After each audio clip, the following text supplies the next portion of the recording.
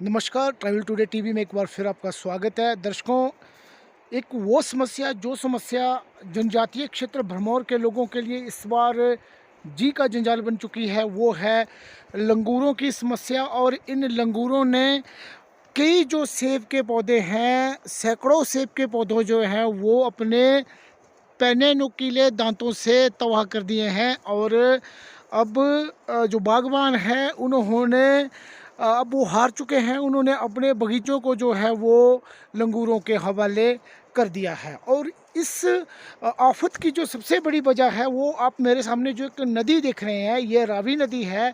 और समस्या इसी नदी से उत्पन्न हुई है, क्योंकि इस वर्ष जो है वो जीएमआर जल विद्युत परियोजना का जो परियोजना है वो रेडी हो गई है। उसमें जो है वो बिजली उत्पादन शुरू हो गया है, और उसके चलते जो रावी नदी का पानी है वो पूरी तरह से सूख गया है। अब रावी नदी का पानी पूरी तरह से सूख गया है, और इसकी वजह से जो लंगूर हैं वो ये जो आप मेरी मोबाइल की स्क्रीन पर देख रहे हैं, जो दूसरी तरफ जो एरिया है ये पहाड़ है, खड़ा पहाड़।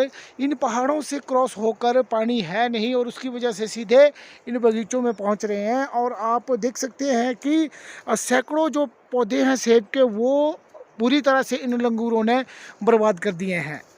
लंगूरों के हमले से परेशान होकर अब दर्जनों बागवानों ने अपने जो सेब के पौधे हैं उनको लंगूरों के हवाले करने में ही समझदारी समझी है, क्योंकि वो थक चुके हैं। अब वो लंगूरों से अपने सेब के पौधों को बचाने में।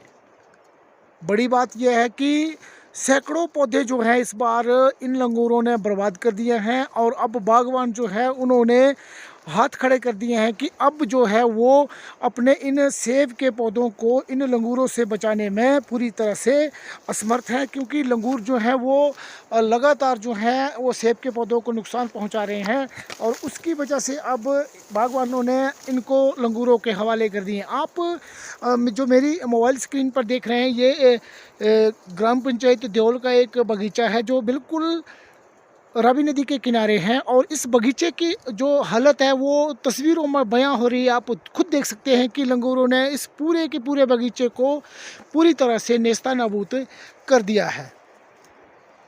आप अंदाज़ा लगा सकते हैं इन पेड़ों की जो काया है, पेड़ों का जो आकार है, उसको देखकर आप अंदाज़ा लगा सकते हैं कि 25 से 30 सालों के बीच में ये इनकी उम्र रही होगी। और ये उन बागबानों के दिल पर क्या गुजर रही होगी जिन्होंने 25 और 30 वर्ष जो थे इन पौधों की पालन पोषण में लगा दिए, लेकिन आप एक ही या आप कह सकते हैं कि मात्र 1 महीने में या 2 महीने में इन्होंने लंगूरों ने इन पौधों को जो है वो पूरी तरह से बर्बाद कर दिया है।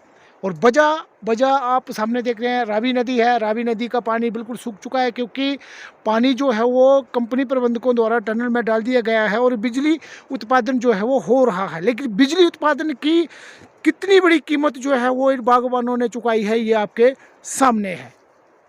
ये एक बगीचे की हालत है।